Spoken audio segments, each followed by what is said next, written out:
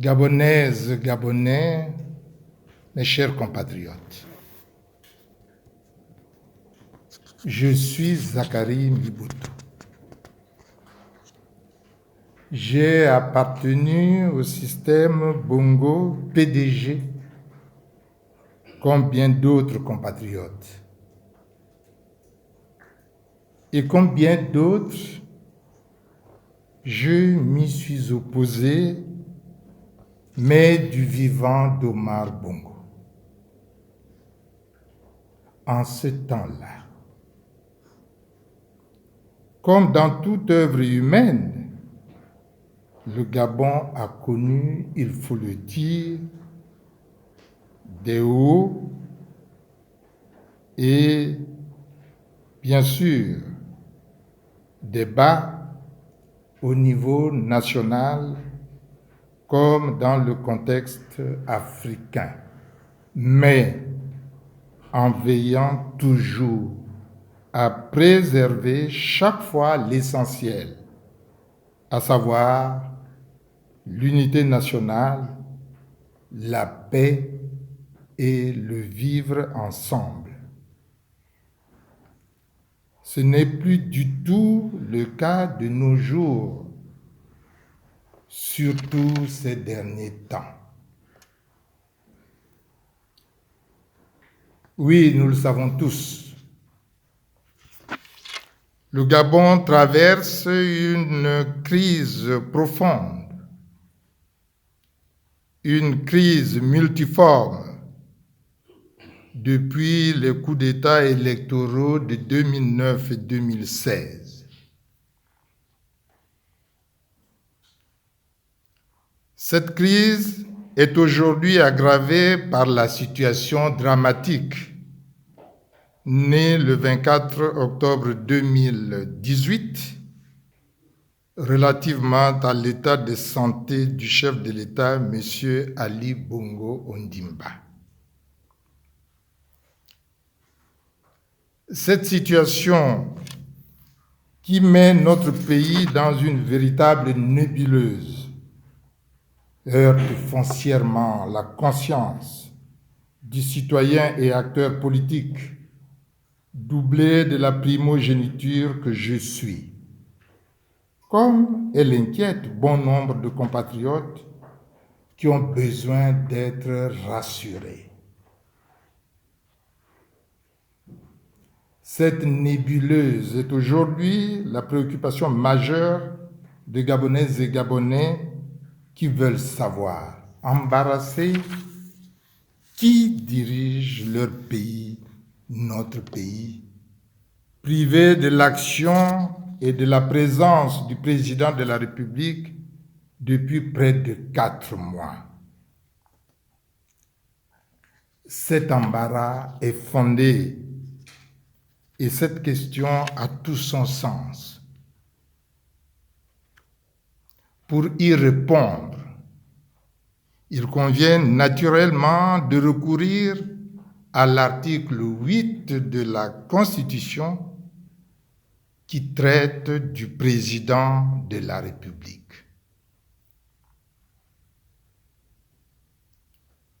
Je souligne au passage, pour mémoire, que je combats cette Constitution depuis sa révision de 2003 parce qu'elle est depuis lors taillée sur mesure.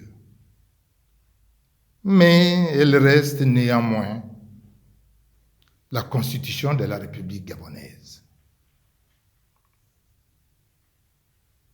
Cet article 8 dispose que, je cite, « Le président de la République est le chef de l'État. Il veille au respect de la Constitution. Il assure par son arbitrage le fonctionnement régulier des pouvoirs publics ainsi que la continuité de l'État. Il est le garant de l'indépendance nationale, de l'intégrité du territoire, du respect des accords et des traités. il détermine la politique de la nation. Le président de la République est le détenteur suprême du pouvoir exécutif. Fin de citation. Chers compatriotes, vous voyez bien que ce texte est clair. Seul le président de la République et lui seul dirige le Gabon. Dans la Constitution révisée au mois de janvier 2018, il était au moins prévu à cet article 8 que le président de la République définissait la politique de la nation en concertation avec le gouvernement et qu'il était le détenteur suprême du pouvoir exécutif qu'il partageait avec le Premier ministre. Toutes ces dispositions relatives au partage du pouvoir exécutif ayant été supprimées lors de cette révision du mois de janvier 2018, le pouvoir absolu échoua depuis lors au seul président de la République et à personne d'autre. En conséquence, contrairement à ce qui est évoqué ou écrit ici et là, ni le vice-président de la République, ni le Premier ministre, ni le président de la Cour constitutionnelle, ni le directeur de cabinet du président de la République, ni le directeur des renseignements généraux à la présidence de la République, ni tel ou tel autre haut conseiller du président de la République, ni son épouse, ni sa famille, les uns et les autres soutenus par le Maroc et la France, n'ont le droit et aucunement le droit de se substituer au président de la République.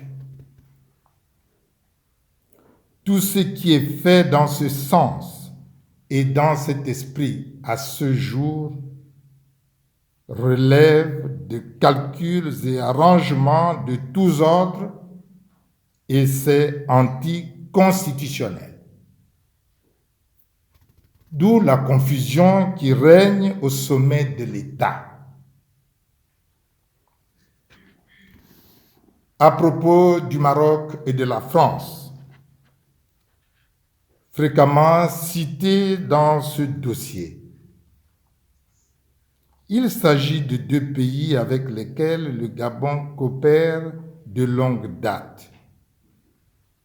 Pour nous, cette coopération doit essentiellement s'asseoir sur le respect réciproque et strict des peuples de ces pays ainsi que de l'intérêt supérieur de chaque pays, car les hommes passent, les États, eux, demeurent. Sortir de cette vérité incontournable, c'est faire fausse route. Le Gabon tient pour sa part à une coopération dénuée de tout nuage inutile avec ces deux pays. Nous attendons qu'il en soit absolument de même pour le Maroc et la France vis-à-vis du Gabon. Le président de la République étant la première institution de la République, donc la clé de voûte de toutes les autres institutions constitutionnelles. Son absence prolongée à la tête de l'État, des règles et blocs le fonctionnement régulier des pouvoirs publics et partant la continuité de l'État. Le constat à ce sujet est manifeste avec le manque de réunion du Conseil des ministres, instance de décision du pouvoir exécutif sous l'autorité du président de la République, et de bien d'autres activités de celui-ci, comme par exemple la tenue de l'audience solennelle de rentrée de la Cour constitutionnelle, prévue le 3e jeudi du mois de janvier de chaque année et non tenue à date à cette période.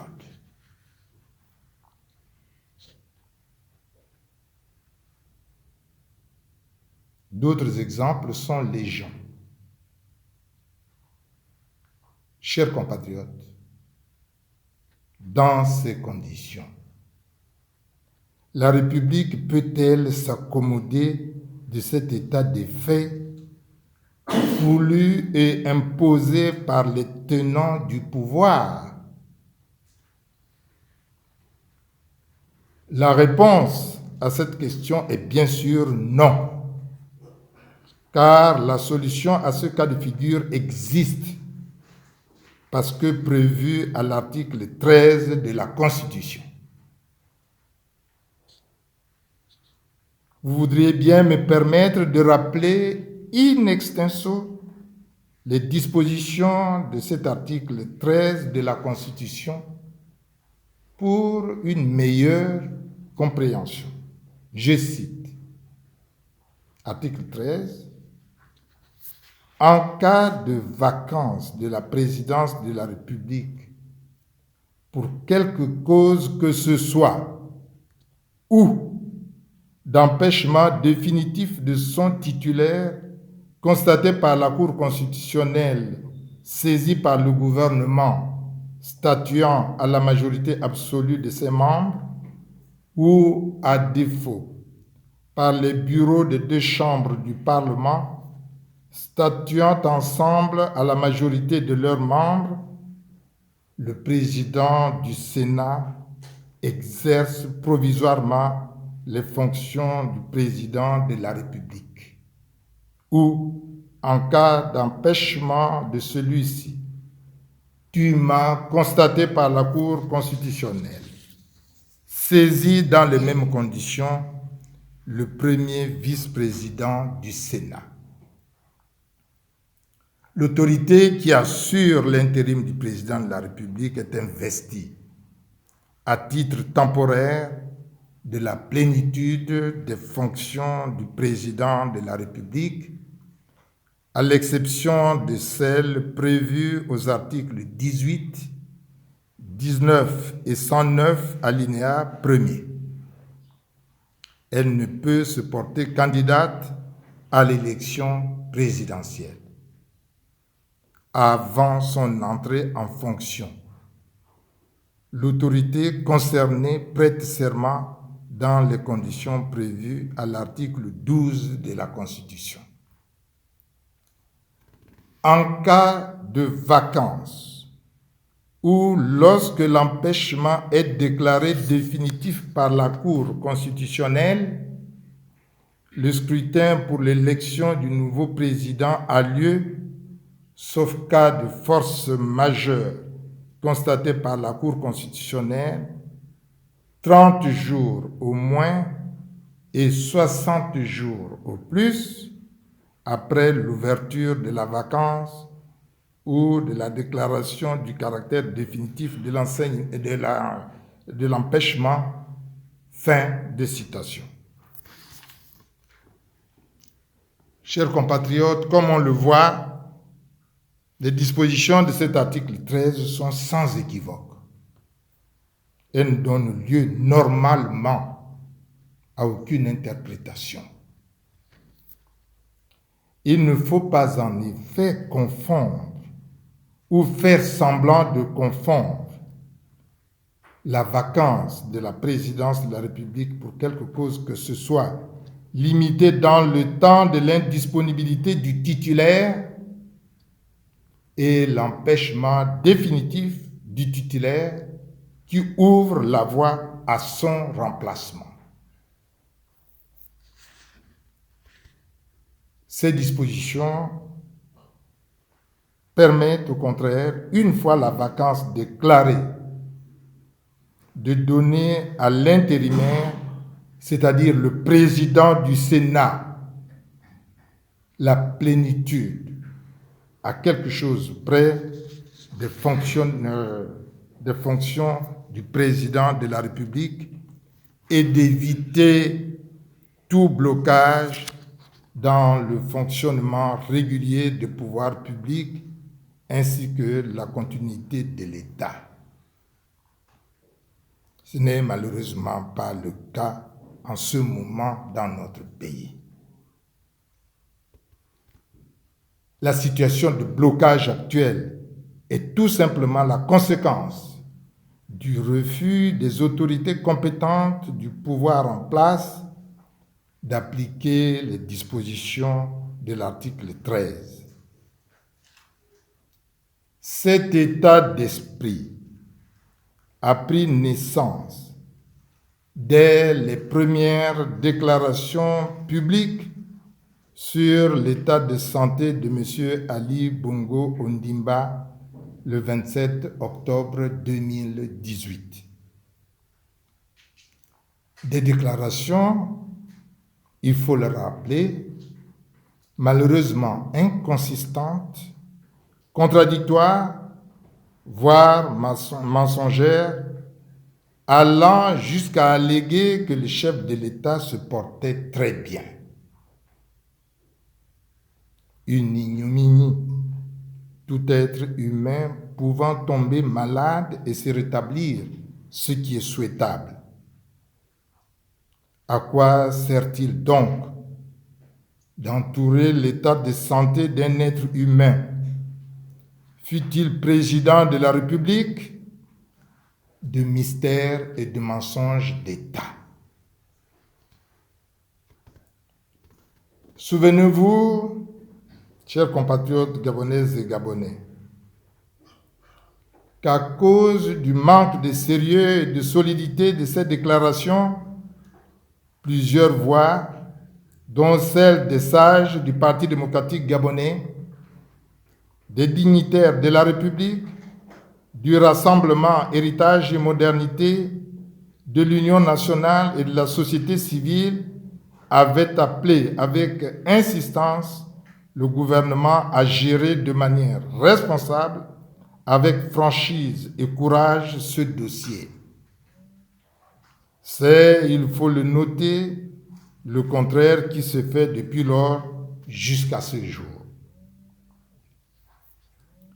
Les occasions de sortie en public du chef de l'État, notamment lors de son message à la nation le 31 décembre 2018 et de la prestation de serment des membres du gouvernement le 15 janvier 2019, non suivi de la réunion du Conseil des ministres programmée, ont prouvé et confirmé, du reste avec stupéfaction, exactement le contraire des déclarations antérieures faites à ce sujet par plusieurs personnalités du pouvoir.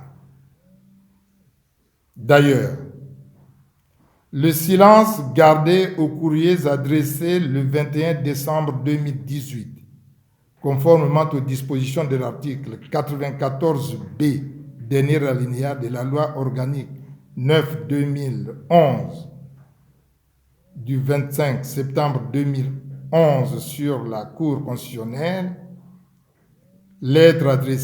courrier adressé au Premier ministre, chef du gouvernement, et au président de la Cour constitutionnelle avec copie au président du Sénat par les présidents des partis politiques, les démocrates, le Rassemblement Héritage et Modernité et l'Union nationale, en dit long. Oui, ce silence en dit long.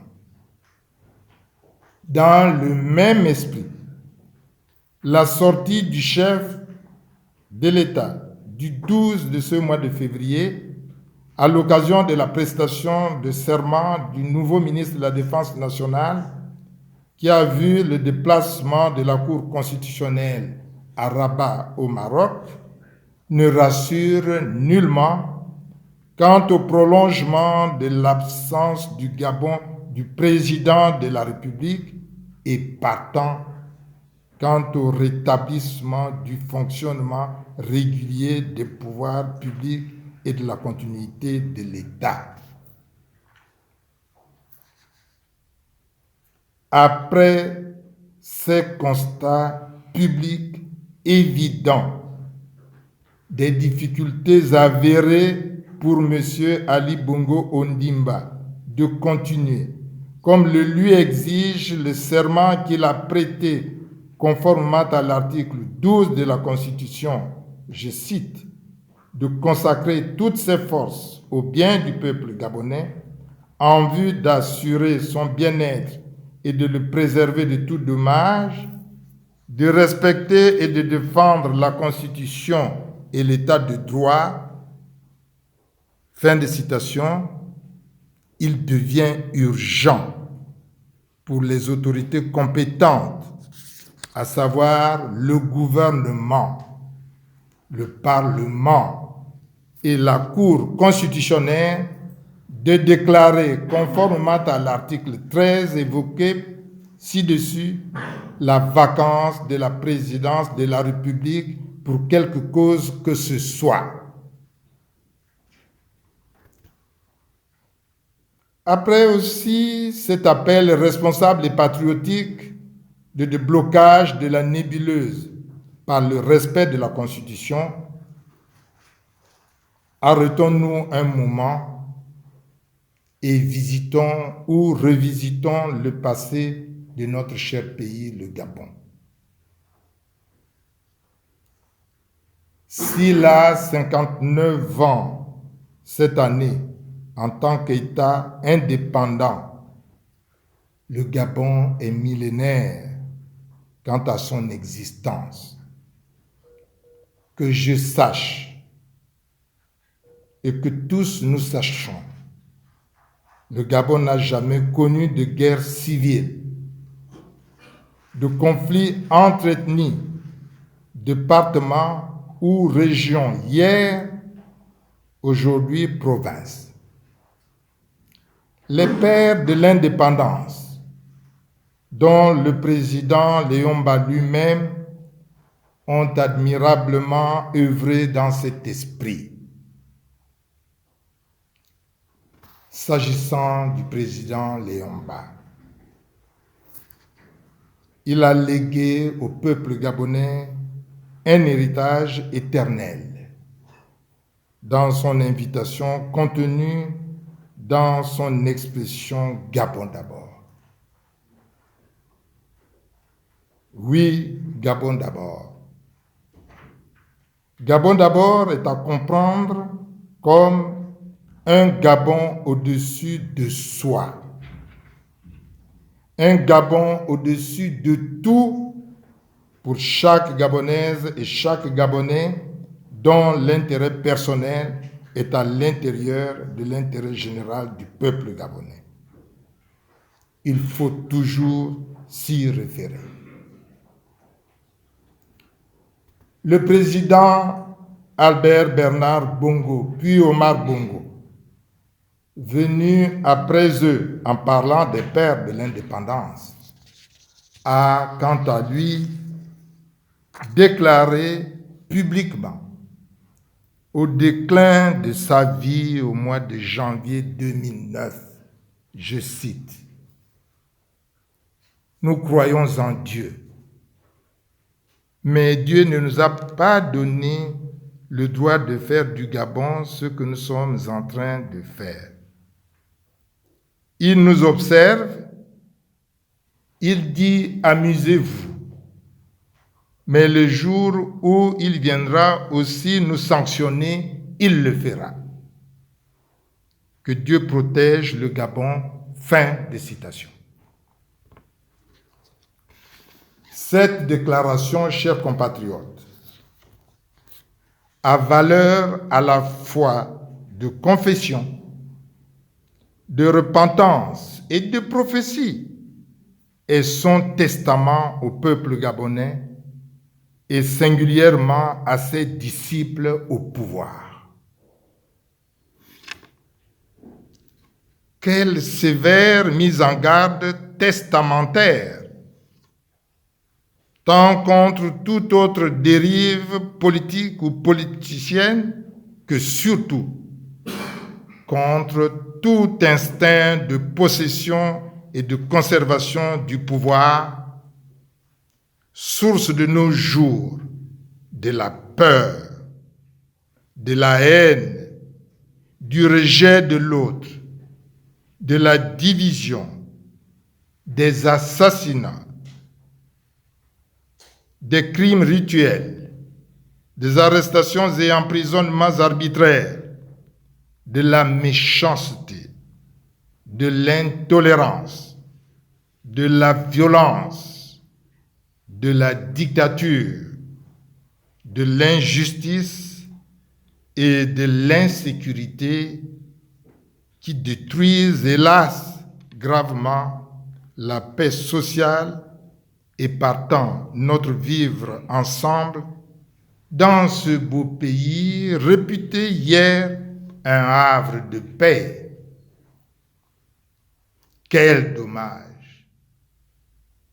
Quel dommage! Et quel dommage!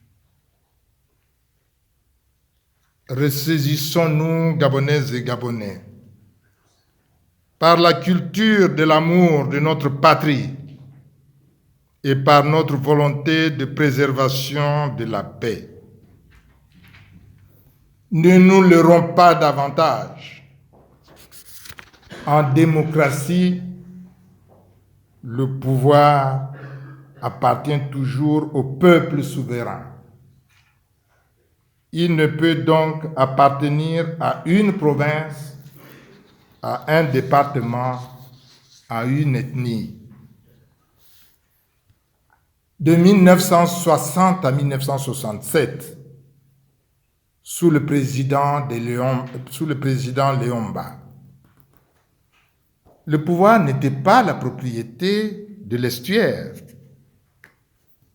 La succession de Léomba par Albert Bernard Bongo en a été la parfaite illustration. Et le Gabon, à l'époque, avait réussi avec bonheur et honneur ce changement au sommet de l'État. De 1967 à nos jours, sous le président Omar Bongo Ondimba et Ali Bongo Ondimba, le pouvoir ne saurait être la propriété du Haut-Ogooué. Ce sujet, a priori tabou, nous le savons, est cependant l'objet d'articles dans la presse nationale et internationale et de débats ici et là. Il pollue le climat du pays au plan politique et social. Il faut l'aborder avec courage et discernement. Pour ce qui me concerne,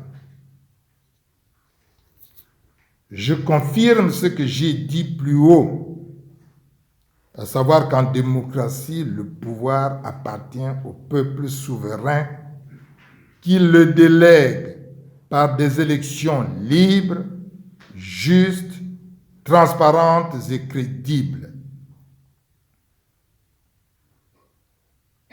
Il ne saurait donc être la propriété d'une province à cause de la présence à la tête du pays, quelle qu'en soit la durée, d'un fils ou d'une fille originaire de cette province,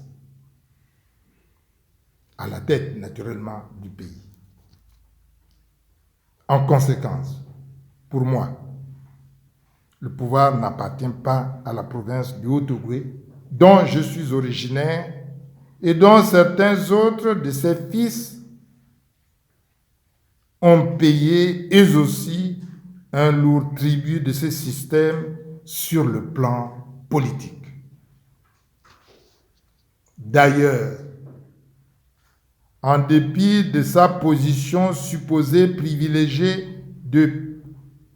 pendant plus de 51 ans,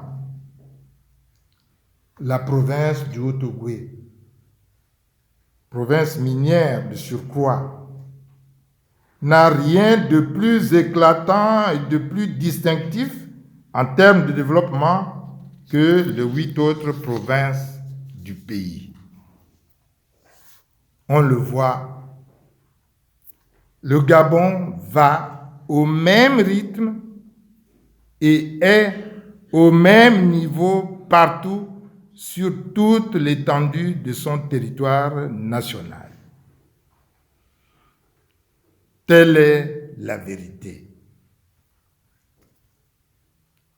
Oui, Altogovéennes et Altogovéens, telle est la vérité. Fâcheuse peut-être, mais c'est la vérité. Et nous devons en prendre parfaitement conscience et coller à la réalité. Ceci est aussi valable pour nos compatriotes des autres provinces qui pensent ou croient souvent le contraire. À propos de l'instinct de possession et de conservation du pouvoir, il n'est pas seulement dans le Haut-Ogooué, il est le propre du système Bongo-PDG dans toutes les provinces et même au-delà des frontières nationales du Gabon. Il habite cet instinct de possession et de conservation du pouvoir, habite et est entretenu par tous ceux et celles qui s'évertuent par tous les moyens à maintenir et à perpétuer à leurs fins égocentriques ce système nocif pour le Gabon. Je souligne d'ailleurs que ceux et celles qui, au Gabon, entretiennent cet instinct de possession et de conservation du pouvoir, en recourant aux origines provinciales, départementales, ethniques et tribales des uns et des autres, mènent en réalité un combat d'arrière-garde au regard de l'évolution actuelle de la population gabonaise, particulièrement jeune et ouverte dans sa vie matrimoniale aux mariages interethniques, interprovinciaux, interlinguaux. Dans ces conditions, où situe-t-on les enfants nés de ces mariages? Telle est la question qu'il ne faut jamais oublier de se poser en toute responsabilité et à propos. De grâce, arrêtons avec ces égoïsmes et appétits gargantuesques que je condamne avec force parce qu'ils sont contraires aux objectifs d'unité nationale et de paix sociale dont le Gabon a grandement besoin pour rassurer tout le monde. Chers compatriotes, une fois la vacance de la présidence de la République déclarée et l'intérim mis en œuvre, peut-on se contenter seulement de s'en satisfaire et de laisser les choses en l'état? Non. Le Gabon, malade, très malade, sur tous les plans, doit être sauvé. C'est un impératif national. Dans cet esprit, il est important de rappeler, pour une réelle prise de conscience par tous, que constitutionnellement, le Gabon est une république indivisible, laïque, démocratique et sociale. Que cette république est la mère patrie de toutes et tous, du reste égaux devant la loi. Que l'unité nationale est l'un de ses piliers fondamentaux, piliers sur lesquels repose, par leur contenu, l'hymne national La Concorde, la devise nationale Union, Travail, Justice, la devise des armoiries Unity, Progrediemur en latin ou Unis, nous progresserons en français. Ceci revient à dire que tous ceux et celles qui n'en tiennent pas compte contribuent à tuer le Gabon. Le Gabon est malade et doit être sauvé, ai-je dit plus haut. Les politiques des deux bords, majorité et opposition, la société civile, les confessions religieuses, avec entre autres les évêques de l'Église catholique, les dignitaires de la République et bien d'autres compatriotes l'ont constaté et dit chacun à sa manière.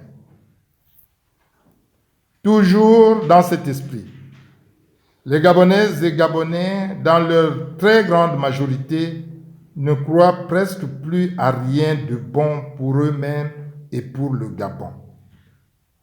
Une fois de plus, une fois encore, le taux d'abstention très élevé aux dernières élections législatives et locales illustre parfaitement ces désamours vis-à-vis de la politique gabonaise instrumentalisée à outrance et de manière scandaleuse.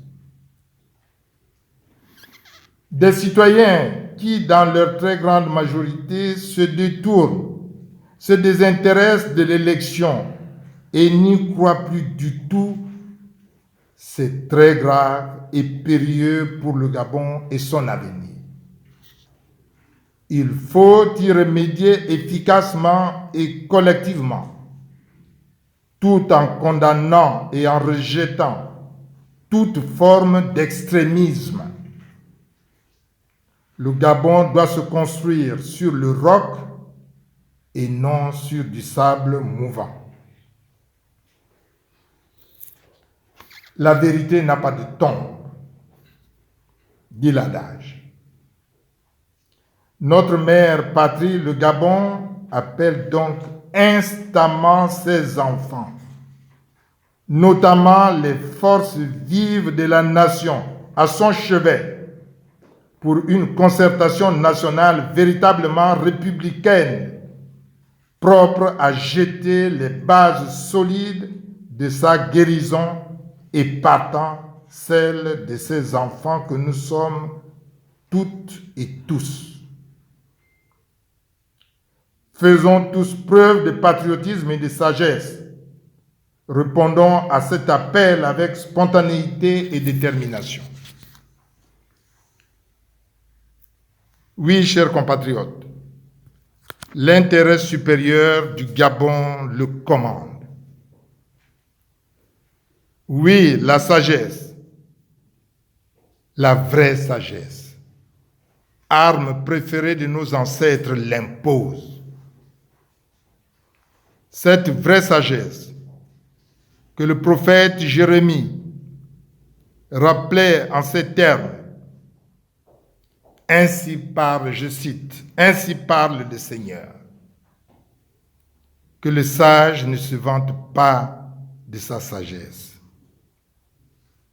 que l'homme fort ne se vante pas de sa force, que le riche ne se vante pas de sa richesse. Si quelqu'un veut se vanter, qu'il se vante d'être assez malin pour me connaître, moi, le Seigneur, qui met en œuvre la solidarité, le droit et la justice sur la terre. Oui, c'est cela qui me plaît. Fin de citation. Alors, quoi de plus vrai, chers compatriotes? Et je voudrais terminer sur ces propos du prophète Jérémie. Et donc, au nom de cette sagesse et de ce patriotisme, que la vacance de la présidence de la République pour quelque cause que ce soit déclarée et mise en œuvre, et que la réponse à l'appel de la mère patrie à son chevet soit imminente. Vive la République gabonaise, une et indivisible. Je vous remercie.